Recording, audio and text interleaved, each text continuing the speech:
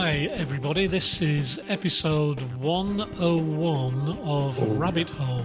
Now, we were going to do initially just a straightforward episode, weren't we, Rafa? Yeah, but I think we decided to do something more interesting. Yeah. And anyway, 101 is a very special number, right? It is has a lot of connotations. A lot of connotations. And of course, when I first raised this idea with you a couple of weeks ago, it's possibly because I'm English, and obviously when I was a kid, I read the George Orwell book, 1984, which is obviously about a totalitarian regime, or as we call it, modern politics. yeah, the norm, right? Yeah.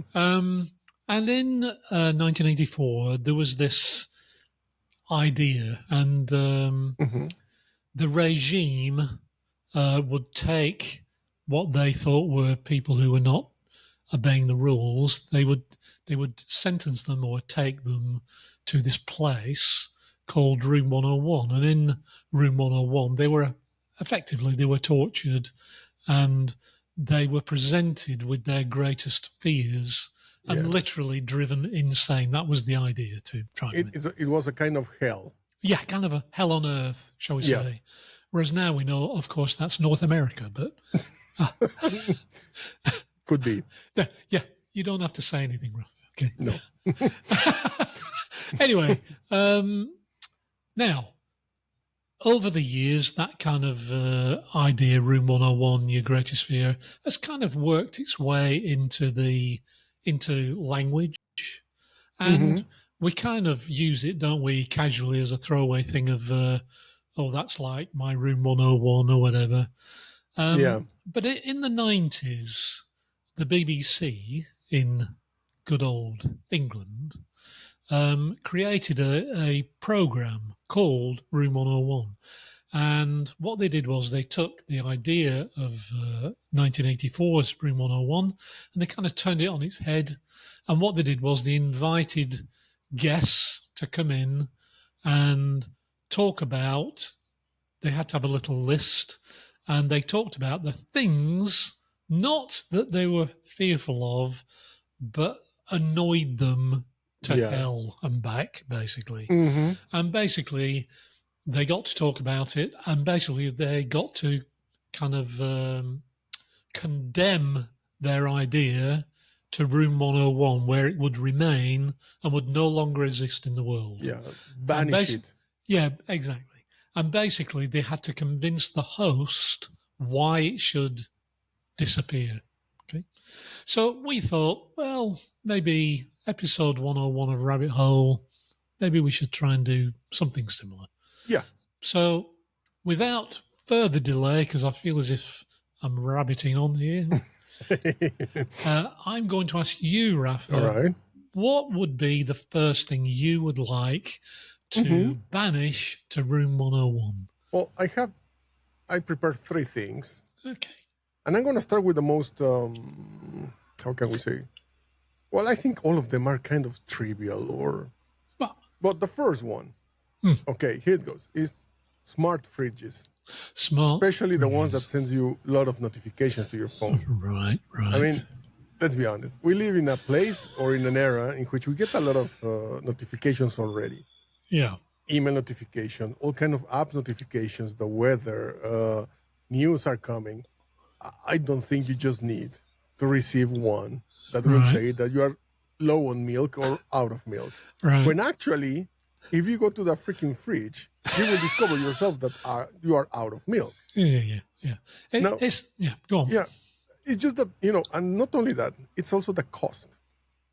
You mean what it adds to the cost of the fridge, you think? Yes. I mean, if you compare the cost of a normal fridge against a smart fridge that has, Wi-Fi, touchscreens, maybe cameras, voice assistant, it's even more expensive than a car or maybe a small car. So I presume, I don't have a smart fridge, but I'm assuming they have one or more cameras inside, and dare I say it's some kind of AI function that's probably listing out your fridge contents to a server in probably Azerbaijan or something, right? And it was funny because I heard an experience from a friend that I was recalling this while I was thinking about this one. One day he moved the eggs instead of the usual shelf to a higher shelf. Right. And then the fridge started to panic. There's no more eggs. And messages receiving like, do you just need your fridge to keep things cold, preserved? Be sure that you have cheese by the end of the week or something. So this is a bit like, do you think this is technology overreach? I think it is technology overreach, yes. Right. And obviously we know that this is a class of product called Internet of Things, right? Yes. So it's got some cheap shit bloody Wi-Fi interface in there that through that gets onto the internet, and it informs whichever totalitarian regime it was made in, central right? server. Yeah. What's going on in your fridge? Yeah.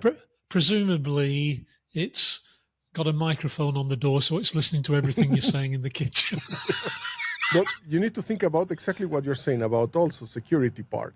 Exactly. Probably the majority of the population will not even know how to configure a separate network to have your IoT devices connected that do not interact with your internal network. Yeah. Have no access, right? Exactly. No access. So it becomes an item that has access to all your network that you don't know if it's actually what it's doing in general in your network. So I think it becomes a liability in the end, besides an annoyance for the messages. It's a bit of a kind of a Trojan horse, isn't it? In that you have no idea what it's doing. And I've read quite widely on Internet of Things because it's quite an interesting technology.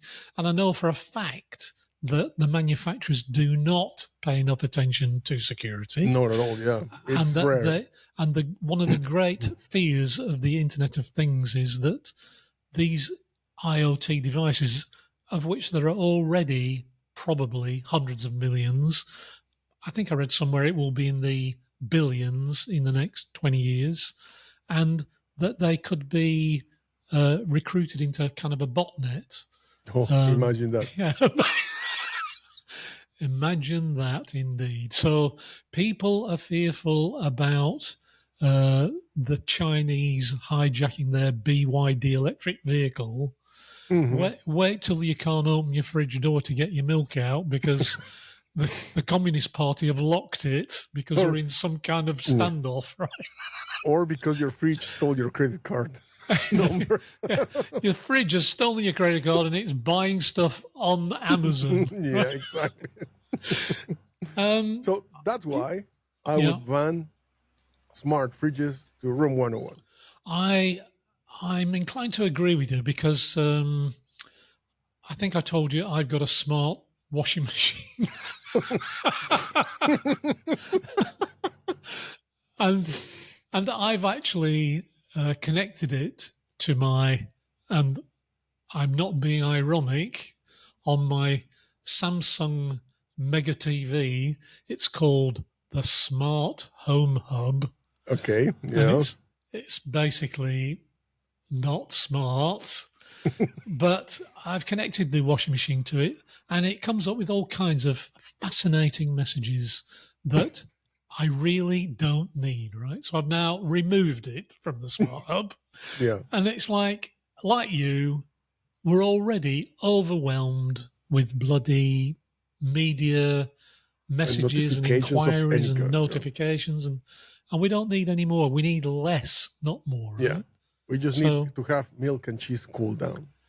Exactly. What the hell, right? It's not that difficult, right? Yeah. We don't want a new friend in the kitchen, do we? Right? No, you can do other things for that. Exactly. So I agree with you. I think let's broaden the category. Let's say smart appliances. Shall we? Are you good with that? Yes, because of the word appliances. Like house appliances, I would say. Exactly. Your vacuum cleaner, Yes, that I agree. They're all going to be at it, right? Mm-hmm. It's going to be your bloody toothbrush in your bathroom next, right? Your toilet roll holder. Yeah, right? I already started to think about all kind of crazy things, but yeah, let's stay in that. Yeah, banish to room 101. Let's leave it at that. We're banning all smart appliances to room 101 as of today. Well, boom, done. Yeah, boom, exactly. Do you feel slightly lighter of spirit? I feel relieved, yes. I'll be honest with you. I think we've done the world a big favour there. Yeah, probably, yes. Yeah. Maybe people right now won't thank us, but maybe the next generation will. Yeah. Although by all accounts, they're really quite ungrateful about what we've done. So yeah. Anyway. All right, your turn. Okay, your turn. Swiftly moving on then. Yeah. Okay, my first bitch for room 101 is shoelaces. Okay. This may need a little bit of explanation. Right. Yes. Okay, shoelaces have been around a long time, right? Mm-hmm. I think you'll probably find that literally shortly after footwear was invented, somebody came up with the shoelace, right? Yeah. Now I'm sure originally it was probably just a bit of grass, and then they moved on to maybe a bit of leather, right? Mm-hmm. Over the centuries, and this is what gets me about shoelaces, it's a bit like why we're still ironing clothes. Now, maybe you don't iron clothes. I do, but I rarely do unless they are shirts. Basically. Exactly. Yeah. Anyway, so shoelaces, it seems to me like they're an idea that are way past their sell-by date. So I try to avoid tying my shoelaces on my shoes, much to the annoyance of my partner. And what I do is I tuck the laces under my feet, right? So I put the shoelaces in the bottom and I kind of stand on them. I'll be honest with you, it doesn't always work well. And I end up looking like I'm some kind of carrying a community case or something. Interestingly, I did a bit of research. I don't know whether you know this, but you can actually buy on the world's shop, I'm not going to mention the name of it, you can actually buy on the world's shop, and I am extremely tempted to buy these, elastic shoelaces. So they look like shoelaces. They look exactly like shoelaces. You put them in, you tie them once, and you never have to undo them again because you can just pull your shoes off, right? Yeah. In fact, then you can just stretch them and put them on again, right? Yeah.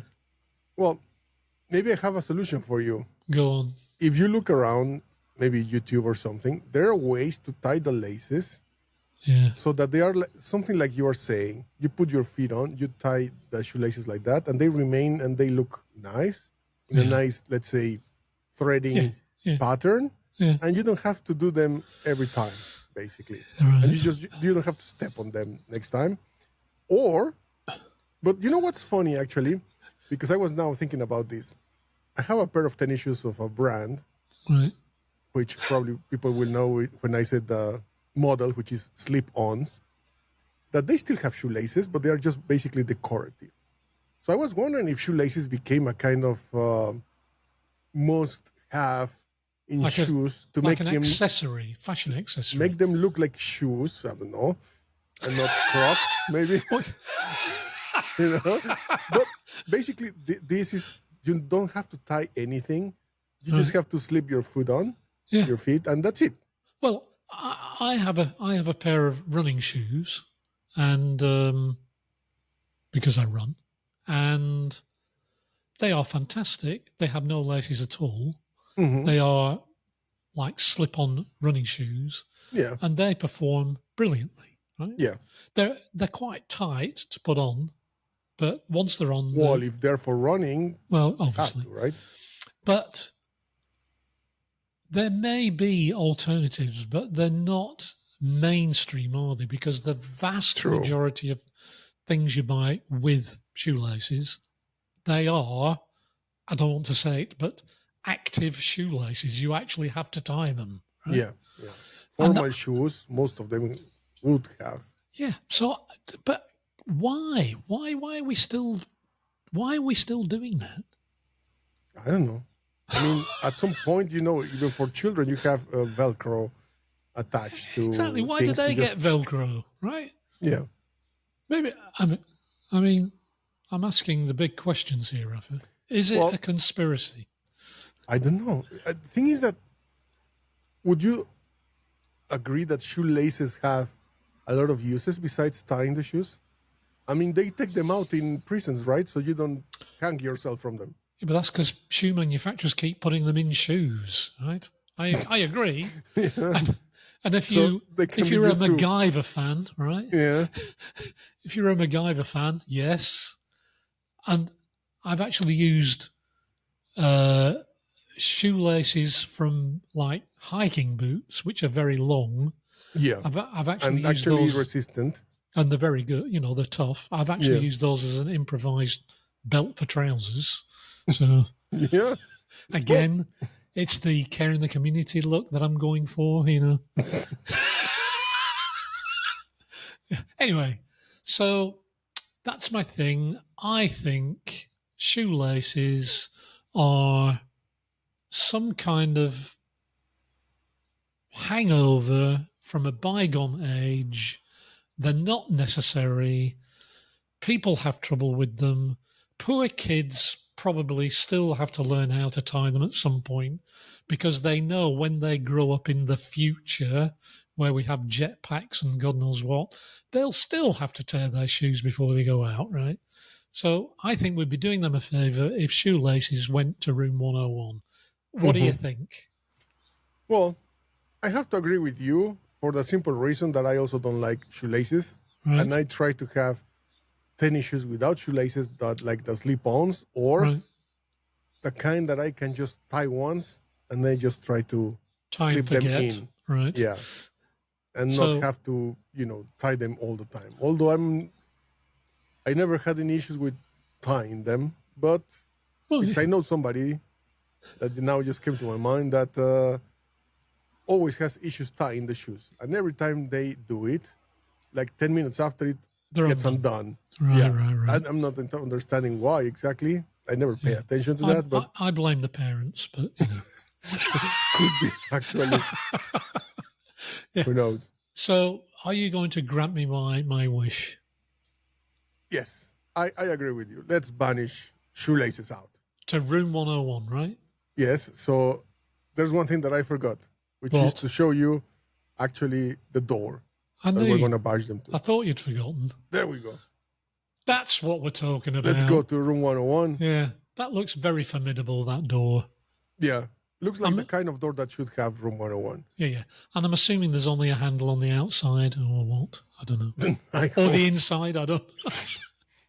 The inside has to be completely, Yeah. That's a big, I like that. It's very good. Right.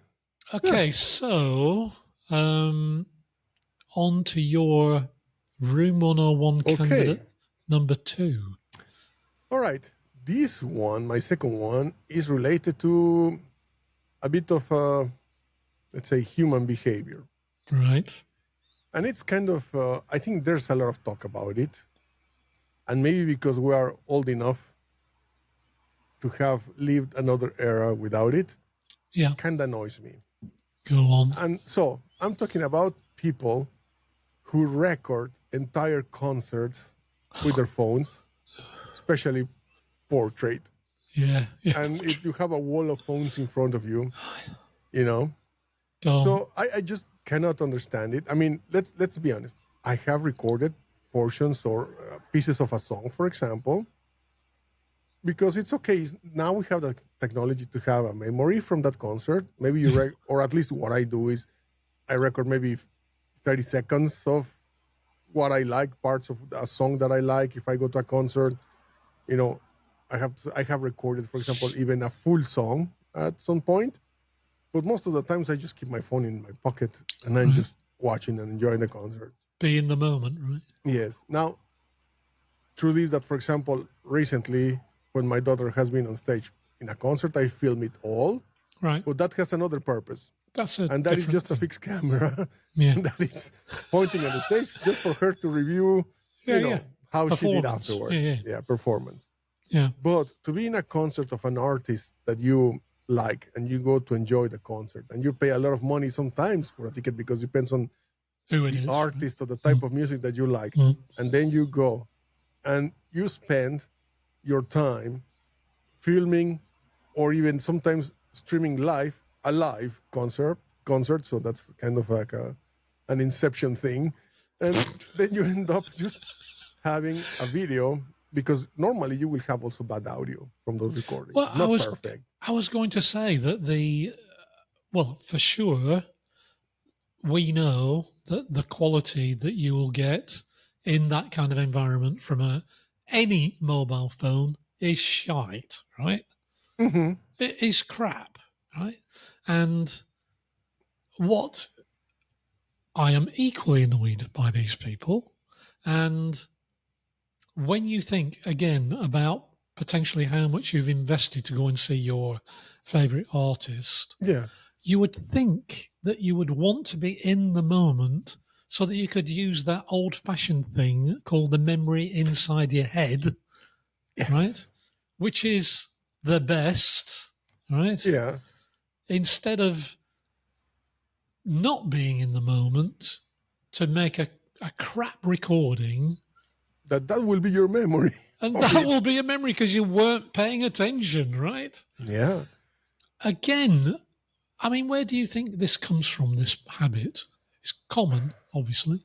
I'm just wondering if it, for example, at least in my experience, came from the fact that at some points when cameras or smartphones started to get cameras and better, in a way, at recording, a lot of concerts were banning phones.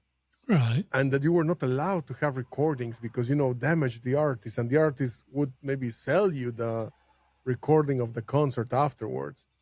And it was like how used to be the industry, very restrictive in these kind of things. Right. And you were not allowed. I remember when I was, younger, many years ago. I say younger, yeah. Yeah. I don't know, at least, 25 years ago. Don't go there, Ralph. Anyway, yeah. There was a concert at some point that they were asking to leave your phones at the entrance, which at that point still was like crazy. Like, I'm not going to leave my phone at the entrance, especially because there was not such organization as it could be today, nowadays, Yeah. Maybe you put them in a seal bag and they give you a card because it's in a proper place set up. It was just drop it in there, and at the end you would search for your phone in a bunch of phones. Like, that was like a no. That's not happening. But I'm not sure if because of this kind of behavior, it became, or the fact that some people like to have or publish these videos online to actually get more views, to have people accessing and watching. And now I'm not saying that, for example, I have not watched a recording like this before on YouTube, for example. Yeah. I have done that. But to have suddenly everybody filming all the time. Yeah. And maybe a wall of phones like that, it's a bit annoying. I think my personal view is that it's a cross between bragging rights. Yeah, could be. And trying to make their life appear slightly less miserable on social media than it clearly is, because they're videoing a bloody concert when they should be paying attention, right? Yes. You miss a lot of details in the moment. Of course you do. That creates those memories, actually. Yeah. You realize we've immediately got a problem with these items that we're coming up with because we haven't rehearsed these. I've not heard yours and you've not heard mine. No. It has totally improvised now. The problem is that we're just agreeing with each other. Yeah, actually. And everything we're coming up with, yes, Broom 101, get rid of it, right? So, yeah, it's going to be interesting to see whether we come up with any... that we don't agree. That we don't agree on, so... Yeah. Okay. So my proposal again is let's ban these people that film videoing in concerts, videoing with their 14% battery and no storage left phones to right. Room 101. I have to say, I don't even reluctantly agree that it should go in there. I just wish I'd thought of it myself. So, so I don't. There it goes into it. We should have had a sound effect, shouldn't we? Yeah, we should have had a sound effect. We didn't think about that. God damn it. There we go. We don't have the budget for that, do we? In fact, we had no budget. So, all right. Okay, so on to my second item. And I'm sure you're aware of this. Okay. And my second item is things that you buy quite often in kind of supermarkets, quite often, usually in the technology section, or in like these kind of, just big places where you buy technology stuff. Smaller items, let us say it's a USB stick, or it's literally anything that's small. Oh, a memory card, right? That's another good one, right? I think I know where you're going. Do you know where I'm going? So basically, the thing that I need consigned to room 101 is the packaging, right? Because the packaging on these items is the product of an evil mind, right? Because they tend, right, they're generally speaking not expensive items, but they put them in a transparent package that appears to be made of some kind of artillery-proof plastic, right? Yeah. That literally you could wrap it around a grenade and set the grenade off, and it would be intact afterwards. Yeah. And basically, you can't, when you get them home, you can't even pull them apart. You have literally got to destroy the packaging. Yeah. You need to get a knife or scissors to just... Yeah. Or a craft knife or something. Yeah, and you've literally got to risk life and limb and damaging the product to get the product out, right? That's correct, yeah. Now, what is the point of this packaging, right? Yeah. I understand security, but come on, right? Yeah, I think that was the point, I guess, theft in stores. Right. But I don't know if you noticed one thing. Actually, that's similar to what I was thinking, actually. What I was thinking is that nowadays, in many stores, these kind of products, not only that the package is, like you said, almost indestructible, but they are put, again, inside another plastic box container so that nobody can actually touch the package itself. Like a plastic box, you mean? It's like a plastic box. So you have to go to the box, and you pay for it. They have to take it away from that box. Yeah. And then you go home, and then you find out that it's not so easy actually to open and steal anyway. Yeah, exactly. Yeah. How much security do they need? How great is the danger? How great is the economic damage that is when you can go elsewhere in the store and find something that's probably 50 times the price, not in any security packaging at all. It's just sat there on the shelf. True. Mm-hmm. Right? Yeah. This is what it just seems like it's almost like some company came up with a machine that does this packaging and they have potentially got one of the best salesmen in the world because this guy has gone everywhere and sold this packaging machine, right? Because they all seem to use this stuff, right? I think that what they should do actually is to have a better system, especially because most of these packages sometimes are also, like you said, glued actually, or like stick together. Like bonded. So you cannot actually open it unless it's in the small air gap that is just around the product. which you have to hack into to get into, like you said, maybe risking damaging the product. So I think that what they would need to do is that most of these products, besides the plastic container, they always put cardboard display or sleeve around it. Yeah, yeah. Now, what they should do probably is to have a better way that once is the product sealed, in the top, I don't know, like this kind of dotted things that you could actually see tear on the top of the plastic. A tear thing, right? That you can from there open the pocket and then just maybe split away. Yeah, yeah. In an easier way. Because anyway, it's going to be that part should be covered by the cardboard. Exactly. So for somebody trying to steal that in a store involves first breaking the cardboard. Yeah. And then tearing up the plastic. Yeah. Somebody that is just there standing and trying to steal it in the moment, it requires a lot of movement to actually do it. Yeah, yeah, yeah. Potentially a bit of noise. Well, what I agree with you, but what kind of blows it for me is that the items are usually quite small items, and the nuclear proof packaging that they've got them in, right, is not that large. So if you were intent on stealing it, you steal everything. You just slip it into your bag, wouldn't you? Exactly. Or in your pocket, or in your...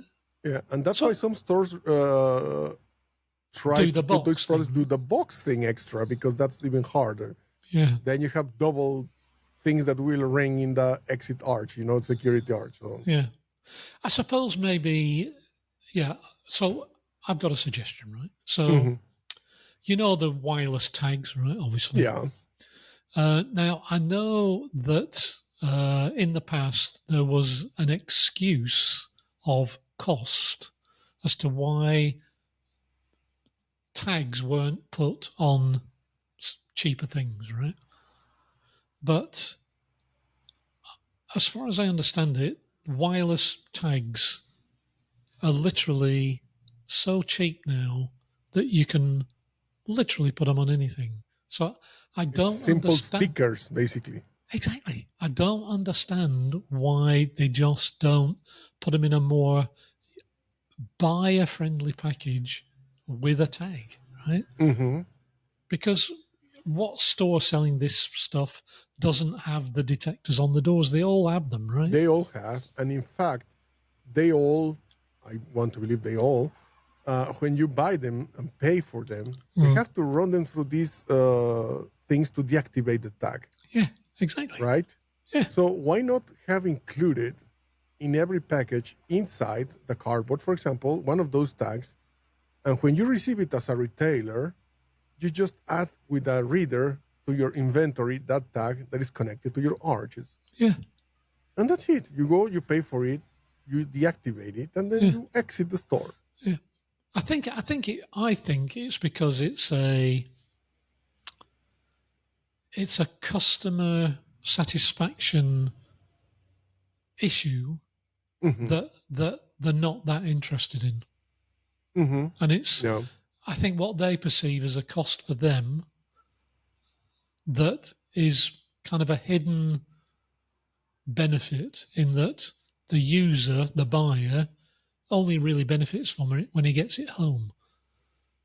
And I think it's something to do. I think it's kind of indicative of a lack of care for the end user, in my view. Mm-hmm. Because they've come up with a crap solution. There are better solutions available, but they don't do it. Because that other solution costs a tenth of a penny. Yeah. Right? Yeah, especially when you're talking about mass productions like those. So it's like... Exactly.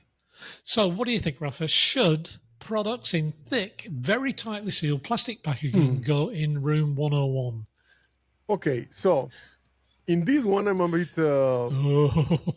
confused or divided, in my opinion. Right. Because on one side, I understand the security part. Yeah. And you want to prevent people from stealing the product.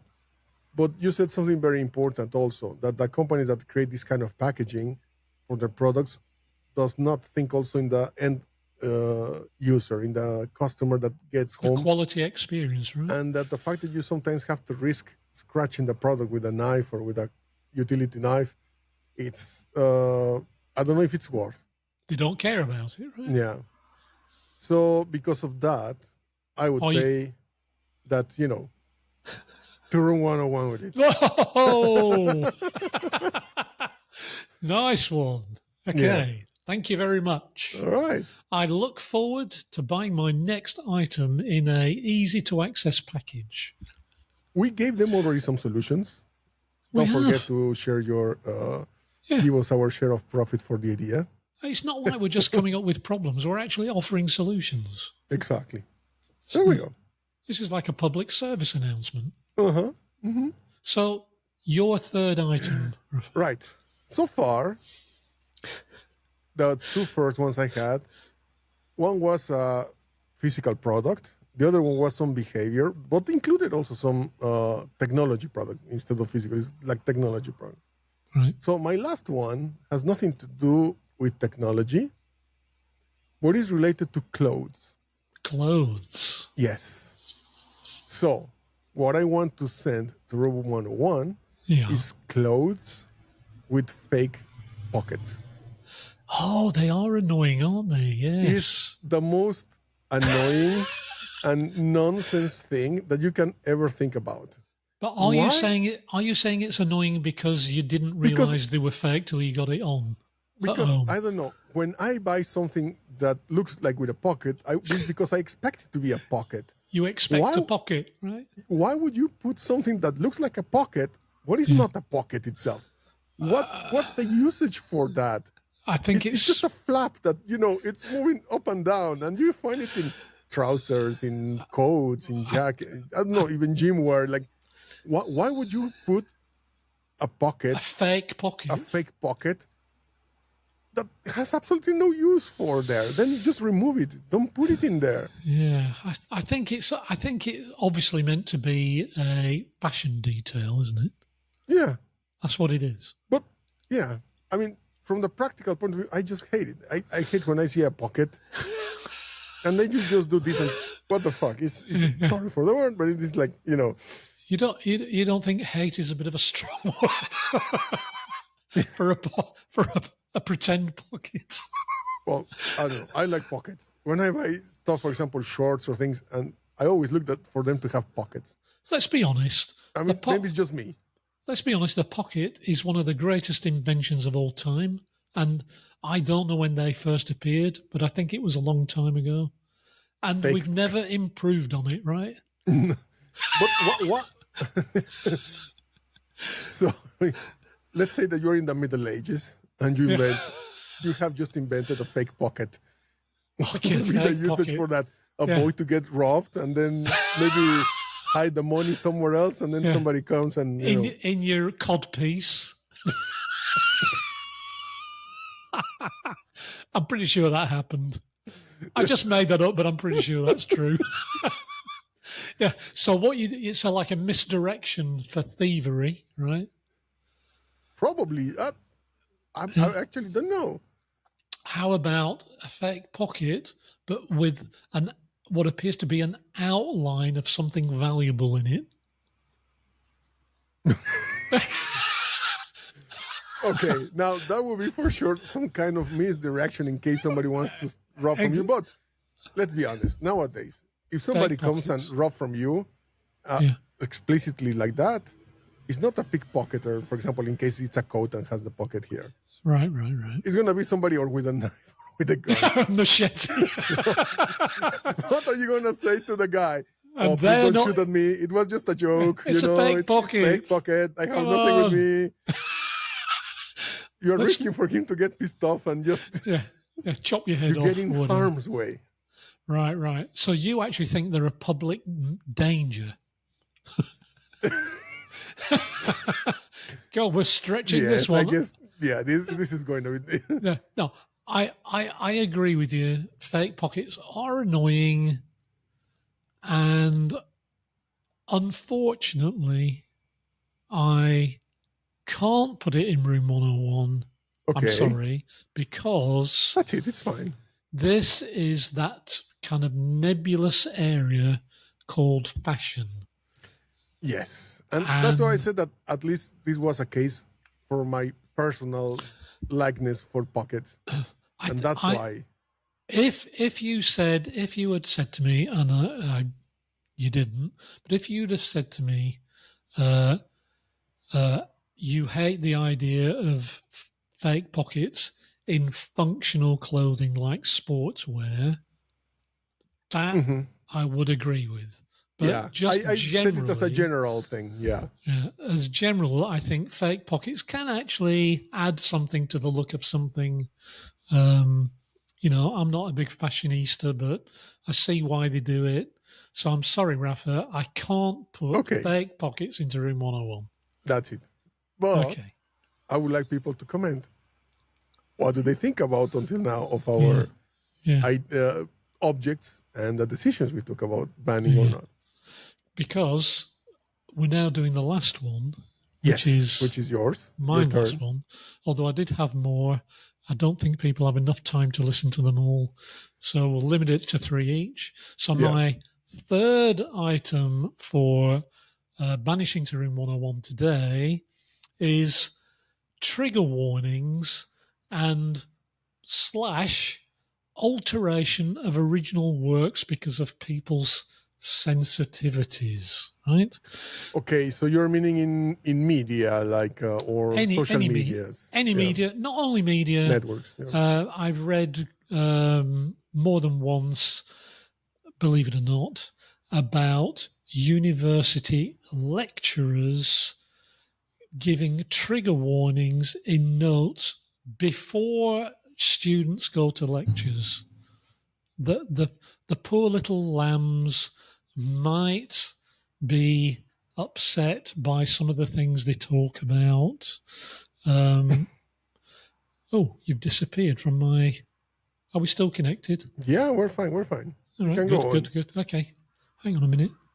Oh, there you are. Right. Yeah. So basically, university lecturers giving advance notes of lectures saying you may be upset by it, that universities issuing trigger warning like lists against required course reading for a university course. Okay. Another example, there is Roald Dahl, the children's author, right? Yes, of course. His books were pretty colourful, shall we say, in their language and what they talked about. Well, apparently there is a version of that published that has anything that might cause the slightest offence removed, right? Okay. Now, I find that an act of cultural destruction because if you want your little petal, your little child never ever to be offended by anything it reads as it's growing up, there are endless options for you to look at, right? Yeah. But what you should not be doing, or what we should not be doing as a society, is editing works by authors who are usually dead to remove what somebody, the liberal progressive crowd, thinks somebody might get upset at, right? That is just wrong, right? It's culturally destructive, and it's clearly censorship, right? So, again, with trigger warnings on literally anything, radio programs, TV programs, drama series, books, as I said, university lectures, theatre productions have trigger warnings about content. My view is this is life that you are enduring, experiencing, and you can't expect life to be inoffensive at all times, right? and that none of us have the right to not be offended. None of us do. And so, for that reason, I would like trigger warnings and reworking of literature that is our cultural inheritance. Not sure that's a word. Inheritance. Altering them should be banned to Room 101. What do you think? I see actually two things here. One is the warning itself, and one is the work or literature work itself. The work itself. Separate, itself. The warnings, I think they have been there since long ago on all kind of things. For example, in the 80s or 90s, actually was I think the 90s, when it started to appear, when you were buying a CD, the explicit lyrics, language, right? the explicit lyrics, right? Yeah. That is a kind of a trigger warning, if you want to call it. Kind of. Now, thing is that... Which was, by the way, introduced in the US by Bible-thumping moralists, right? Yes, and I think it was in the middle of everything. Twisted Sisters were involved into this, and, all kind of...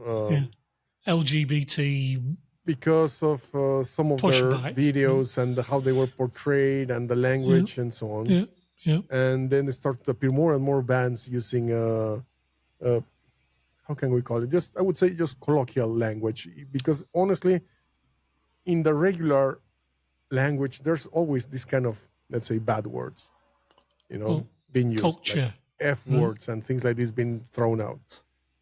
Even one escaped to me today earlier. I'm surprised I haven't used one yet. So I got too emotional. But you see, that's... this is Room 101, right? Yeah. So basically, I think it's not that bad actually to just tell somebody, just be aware that we're talking about these points or these things are going to be discussed. Really? I think it's fine to just make the warning, and it's up to you and your decision if you want to be there or not. That will be up to you. What I don't agree, and I would be in 100% agreement with you to ban that, is the modification, alteration, or deleting parts from not only literature, but music videos or everything that has been produced until now, even by people dead or alive. That exists. Any piece of art, work, that exists already has its own right to exist. And it should remain as a proof or as a token, as a historic piece of how our culture and society has evolved. In context, right? In context of everything. So maybe in the near future, we can actually evaluate either how good we are doing or how...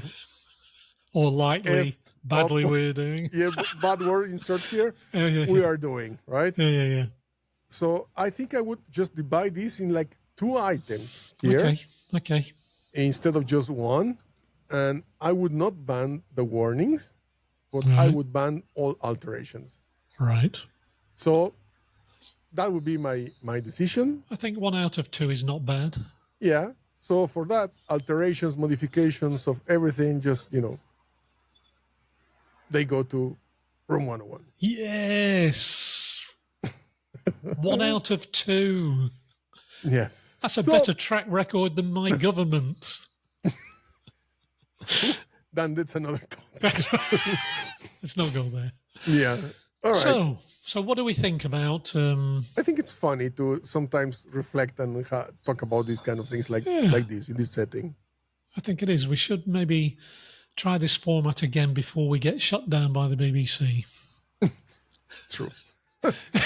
they might just claim, Let's wait for that cease and desist letter. Luckily for us, we are not advertising or monetizing the video. So exactly. Yeah. So maybe we can do it with a guest in future. Oh, that would be interesting. Although that would look more like we're copying a panel show.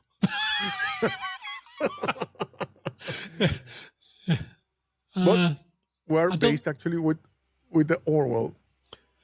Exactly. We're going, that's our excuse and we're sticking to it. Yes. I think hopefully we are flying under the radar. So, yeah. For want of a better word. Yeah. So it will be good to know if maybe the viewers could let us know what would be 3 objects that they would ban to something like the idea of Room 101. Yeah, it doesn't have to be an object. It can be an idea or anything, yeah. Anything, really. Anything. Yeah, we'd like to know. And what do you think about the things we proposed today? Yeah. And if you actually like the show. Yeah. And 2, we have to do we have to do what other YouTubers do? Which is? Ask people to like, to share, to subscribe. Well, we've managed so far without that, Rafa. Yeah. Yeah. If you like what you're seeing or listening to, please just like tell it. somebody else. Yeah. I would like to apologise because when we started out, we said we'd probably manage 20 minutes. Now we're in 50 or something. Yeah. Past that, probably. We should probably end it now on Thank some you, kind Carl. of note. I'm not sure it's. I know. Yeah, thank you, Rafa. And Great show. We'll see everybody next time on Rabbit Hole. Yes. My name is Rafael Ruiz and see you in the next one.